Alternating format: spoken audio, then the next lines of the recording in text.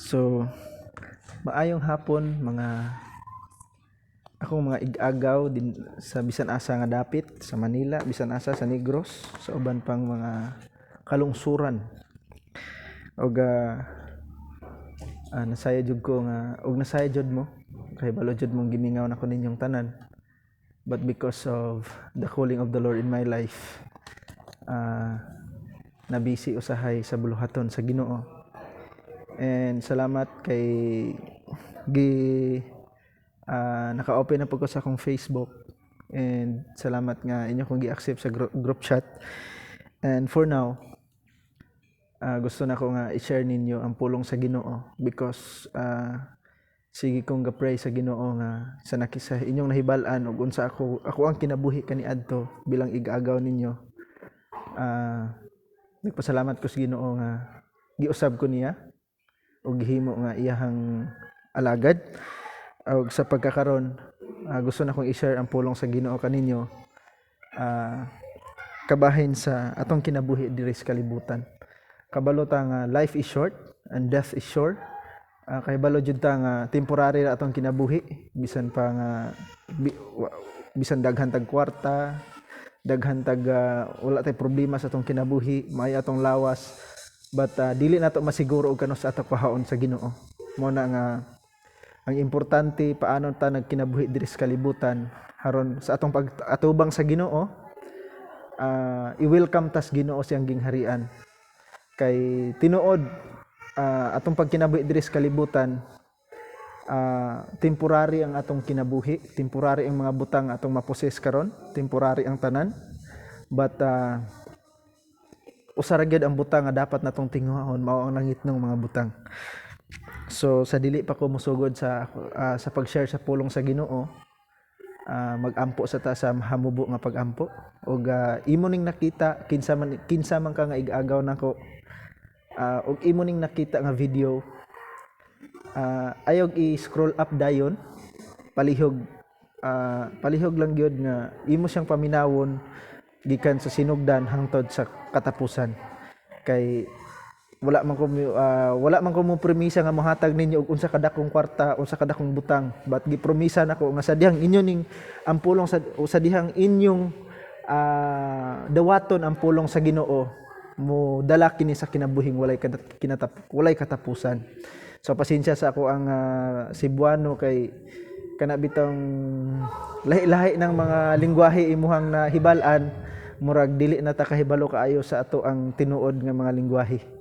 So mura na tag matarantar, no? Mura tag matalang. So pasensya ra gyud. So mag-ampo ta, usa kita mag-adto sa pulong sa Ginoo.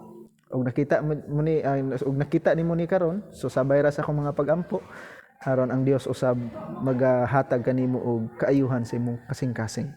Sige, amahan ang mga langitnon, salamat Ginoo sa karon nga higayon, bisan pa sa akong mga ig-agaw Ginoo nga namati. Father God, I pray Lord nga ikaw Ginoo magahikap usab sa ilang kasing-kasing, ikaw Ginoo magahatag sa ilang kinabuhig kalipay, kalinaw may panglawas kanunay akong pag-ampo Ginoo, nga ikaw Ginoo magapakamaayo Ginoo sa matag usa nila kasing-kasing Ginoo. Lord, akong pag-ampo kanimo Ginoo nga tanan akong mga ig-agaw makaila sa espiritu ug kamatuoran Ginoo, ilabi na gyud nga mosimba sa espiritu ug kamatuoran ug maila Ginoo sa tinuod na pagsimba diha kanimo Ginoo. Salamat kay Lord, ikaw Ginoo magapasaylo kanamo sa mga kalapasan, bisan pa Ginoo sa tanan namong nabuhat nga dili maayo sa atubangan. The glory and honor belongs to you, Lord, in the name of the Father, the Son, and the Holy Spirit na magakoon. Amen. So mao gani no nga nubo lang ang atong kinabuhi, og life is short, og ang kamatayon sigurado gyud kanatong tanan. Og wala gi mo gamot nato diri sa kalibutan, kahibalo man ta nga wa ta kahibalo kano sa takuhaon sa Ginoo. Muna nga ni kuan gigos Ginoo nga, Lord, gusto ko nga walihan ang akong pamilya. Kay daghan na kay mga katawhan akong nawalihan, mga kadugo man o dili na ko kadugo. Mao na nga ni kuan ni Gus Ginoo, ni hangyo Gus Ginoo nga ibalik sa Ginoo ang atong mga connect sa matag usa ka mga ig-agaw nga haron kay ang pagpaminaw sa pulong sa Ginoo dili kini siya sayop, dili kini pag-usik sa oras, kundi nag-investa og mga langit ng mga butang sa atong pagkinabuhi diri sa kalibutan. So niingon diri sa Juan chapter 3 verse 16, and for God so loved the world that he gave his only begotten son, that whosoever believe in him should not perish but have everlasting life. So sa imong kinabuhi karon, tana sa inyo mga akong mga igagaw, kasiguro ba jud mo nga ug mamatay mo karon dayon maadto mo sa langit?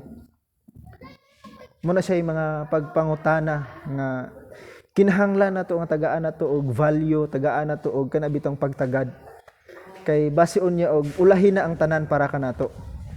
Muna nga ningon ang pulong sa Dios nga ang Dios na higugma sa kalibutan. For God so loved the world that he gave his only begotten son, iyang gihatag iyang bugtong anak, ug kinsa tong motuo sa iyang bugtong nga anak makabaton og kinabuhi nga walay katapusan. Muna nga akong gina-encourage kaninyo nga dili lang nato itutok atong kinabuhi diri sa kalibutan nga kana bitong mga buhi ra ta harong mudato ta, mga buhi ra ta haron mahimo tang malipayon sa tong kinabuhi. Actually, ang tinuod nga kalipay dili nato makit-an diri sa mga butang, dili nato makit-an sa mga butang niining kalibutana. Ang tinuod nga kalipay makit-an nato sa pag-alagad sa Ginoo. Kay balo man mo nga nihuman jud ko sa pag-eskwela, pero mas gitagaan ako pagtagad ang tawag sa Ginoo sa akong kinabuhi. Kay unsaon ta man maangko nato ang tibuok kalibutan apan kalaglagan man sa atong kalag. So una, mangutana ko kaninyo og kamo ray motubag ana kay dili man ni live, kuan ra man ni siya, video ra man ni siya nga ako rang gi-record. Muna nga sa akong pangutana ninyo, ready na ba mo mamatay karon? Or og mamatay mo asa man ka patubang? Ikaw ray makatubag ana, sa langit ba o impierno? Naside ko nga sa inyohang pangunahuna gusto ninyong maadtog langit. Pero unsaon man nato pag-adto sa langit? Ang pag-adto nato sa langit mao kining niingon sa pulong sa mo giingon sa pulong sa Ginoo nga sa pulong sa Dios nga og kinsa ang motuo sa anak sa og kinsa ang motuo ni Jesus Christ nga gipadala sa amahan diri sa kalibutan, makabaton siya kinabuhi nga walay katapusan. Mao na nganong kinahanglan jud nato nga ato yung dawaton si Jesus Christ.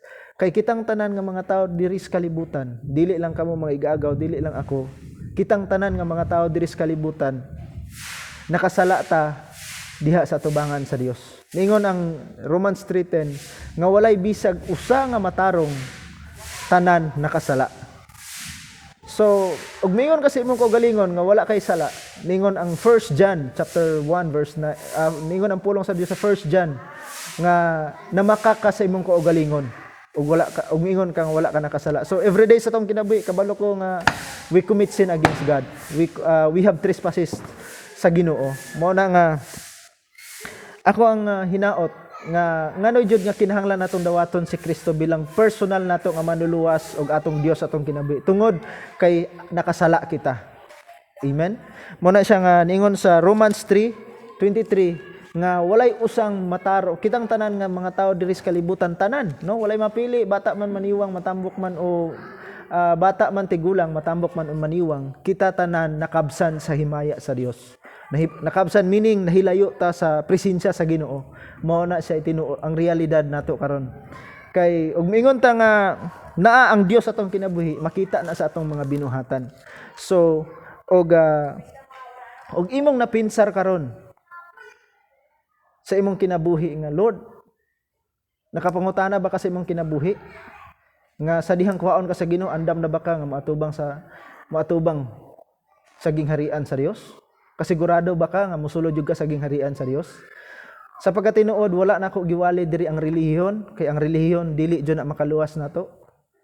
Mga igaagaw nako, ang relihiyon dili jud na makaluwas nato. Ang tinuod nga makaluwas nato kaning atong relasyon sa Ginoo, kaning atong pakig-angot or naabitaw tay gitawag nga connection sa Ginoo, kana bitang parehas sa amahan og anak nga naagi tay connection.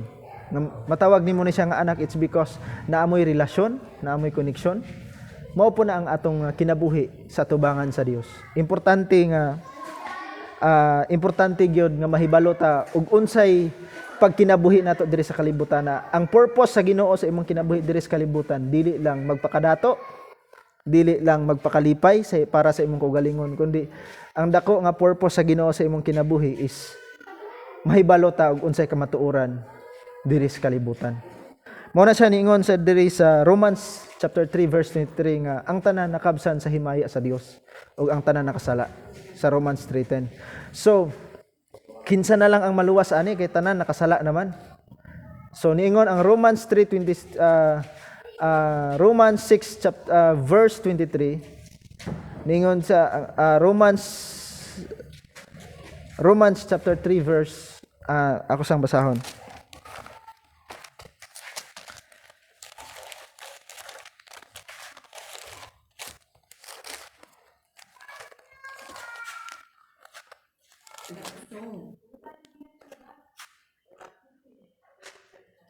Romans chapter 6 verse 3. Ningon siya dinhi, for the wages of sin is death, but the gift of God is eternal life in Christ Jesus our Lord.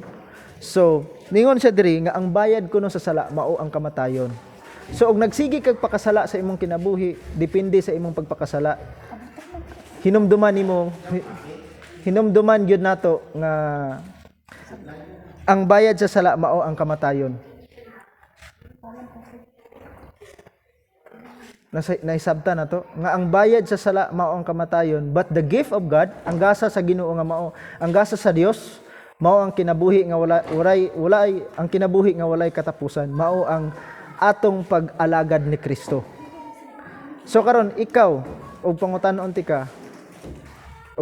ka asa man ka gusto maadto?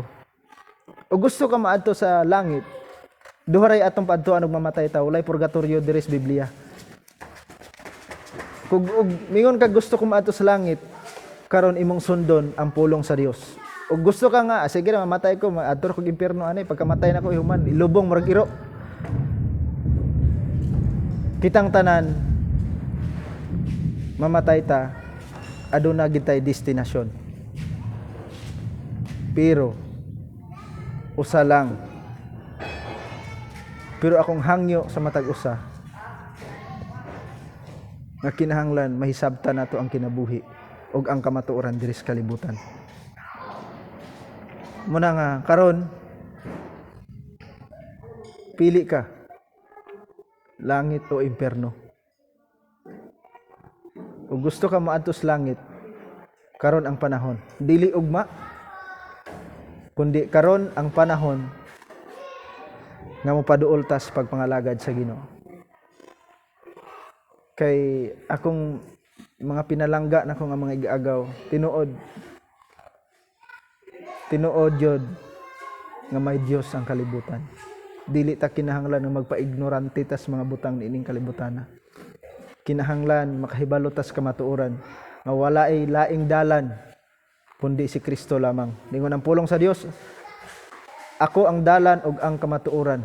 Kamatuoran ug ang kinabuhi, ug walay laing makaadto sa Amahan kundi pinaagi lamang kay Hesukristo.